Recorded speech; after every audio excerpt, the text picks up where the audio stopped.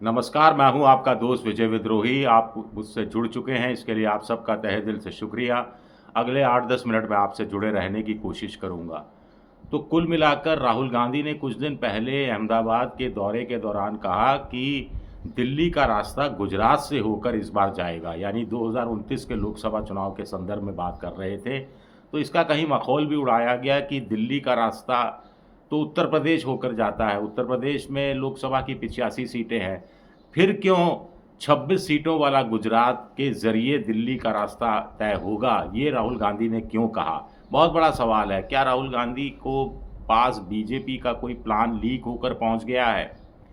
क्योंकि अंदर खाने खबर आ रही है कि मोदी और अमित शाह योगी आदित्यनाथ को हटाना चाहते हैं, हटा पा नहीं रहे हैं। हालांकि एक खबर चंडू खाने से ये भी चल रही है कि योगी आदित्यनाथ को बीजेपी का राष्ट्रीय अध्यक्ष बनाया जा सकता है, जो मुझे लगता है कि असंभव है।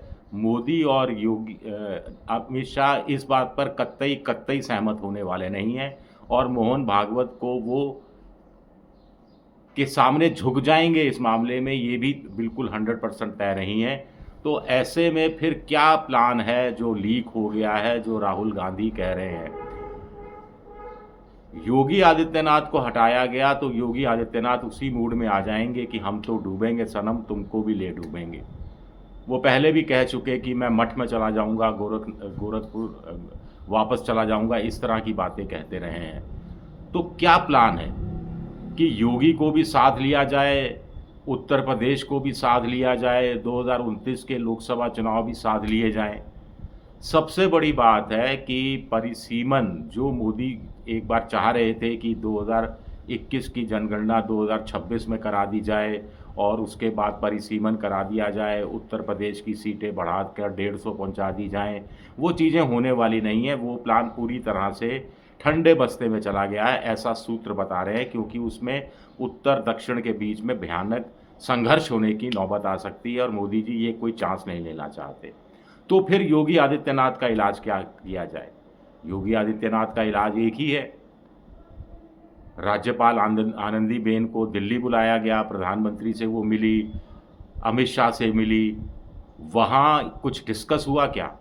हालांकि कुछ सूत्रों का कहना है कि गुजरात में बीजेपी का नया प्रदेश अध्यक्ष कौन होगा, इसके लिए मोदी चाहते थे कि आनंदीबेन और अमित शाह आपस में तय कर ले, क्योंकि दोनों की आपस में बनती नहीं है, दोनों की सर्वसम्मति से किसी नाम पर पहुंच जाएं, तो इसलिए बैठक बुलाई गई थी। लेकिन कुछ लोग इसको, उत्तर प्रदेश के पत्रकार इसको उत्तर प्रदेश से जोड़कर देख रहे हैं। उनका कहना है कि प्रधानमंत्री का कश्मीर दौरा रद्द करना, कैबिनेट की बैठक रद्द करना, राष्ट्रपति से जाकर मिलना, फिर अमित शाह, राजनाथ, जेपी नड्डा, केंद्रीय मंत्रियों के बीच में खुसर पुसर होना, और कहीं ना कहीं इशारा कर रहा है कि उत्तर प्रदेश को लेकर मोदी जी बहुत बड़ा फैसला करने वाले हैं। ये फैसला उत्तर प्रदेश को लेकर होने वाला है। योगी आदित्यनाथ वो फैसले की आड़ में ही नाप दिए जाएंगे, ऐसा सूत्र बता रहे हैं। तो ऐसा क्या होगा? वही जो आप सोच रहे हैं, वही जो मायावती के समय में होते होते रह गया था। विधानसभा ने प्रस्ताव भी पारित करके भिजवा दिया था। अगर मैं ठीक हूं तो एक नहीं, शायद 2 बार प्रस्ताव पारित किया जा चुके कि उत्तर प्रदेश को 4 हिस्सों में क्यों ना बांट दिया जाए। पूर्वांचल में, अवध में, बुंदेलखंड में, हरित प्रदेश में, मोटे तौर पर ये 4 में बांट दिया जाए। तो ऐसा होगा तो फिर याद कीजिए राहुल गांधी की बात कि 2029 का रास्ता गुजरात से होते हुए जाएगा, क्योंकि अभी 80 सीटें हैं उत्तर प्रदेश में। अगर 4 टुकड़ों में बांट दिया गया तो हर के हिस्से में औसतन 20 सीटें आएंगी, जो गुजरात की 26 सीटों से 6 सीटें कम होती हैं। पीडीए अखिलेश यादव का भी इलाज हो जाएगा। यादव बेल्ट का कुछ हिस्सा बुंदेलखंड में डाल दिया जाएगा, कुछ हिस्सा अवध क्षेत्र में आ जाएगा। हरित प्रदेश जाटों का, जाटलैंड बन जाएगा, तो जाटों का दिल जीत लिया जाएगा। 4 टुकड़े होंगे तो अभी की स्थिति में तो बताया जा रहा है कि यही हालात रहे कि तो 2027 में बीजेपी का उत्तर प्रदेश में आना असंभव जैसा है, कुछ लोग ये बता रहे हैं। तो 4 टुकड़े होंगे तो 4 में से चारों नहीं तो 2 राज्य तो बीजेपी जीत ही जाएगी। फिर योगी आदित्यनाथ का कद भी 1/4 कम कर दिया जाएगा, 3/4 कम कर दिया जाएगा, माफ़ कीजिएगा, 1/4 पूर्वांचल तक सिमट कर रह जाएंगे, जिसकी राजधानी गोरखपुर होगा। तो ये कोई प्लान है जिस पर काम हो रहा है, ऐसा कुछ सूत्र बता रहे हैं। हालांकि मुझे पता नहीं क्यों लगता है कि इतना बड़ा फैसला अब हो भी सकता है। धारा 370 हटा दी जाएगी, किसने सोचा था? जम्मू कश्मीर को राज्य से अलग करके, लद्दाख को जम्मू कश्मीर से अलग करके यूटी बना दिया जाएगा, यूनियन टेरिटरी। जम्मू कश्मीर को राज्य का दर्जा उसका छीन लिया जाएगा और यूनियन टेरिटरी बना दिया जाएगा। किसने सोचा था? रातों रात हो गया था ये फैसला, और मोदी जी तो विख्यात रहे हैं रातों रात इस तरह के फैसले लेने में। तो एक बहुत बड़ा पॉलिटिकल फैसला क्या नहीं लिया जाएगा? कुछ लोग कह रहे हैं कि इतना बड़ा फैसला लिया गया तो इसका मतलब होगा कि मोदी ने हार मान ली, योगी आदित्यनाथ के आगे घुटने टेक दिए, मोहन भागवत के आगे झुक गए।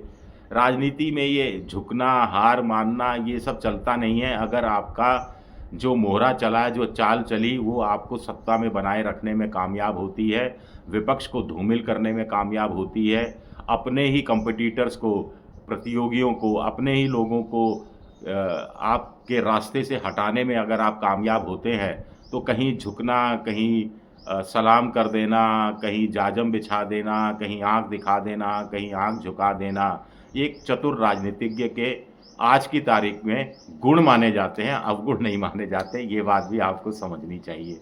और मोदी जी इसमें खास उस्ताद माने जाते हैं। भूमि अधिग्रहण बिल 2014 में अध्यादेश लेकर आए, एक नहीं, दो दो, तीन तीन बार अध्यादेश लेकर आए, लेकिन अंत में क्या हुआ?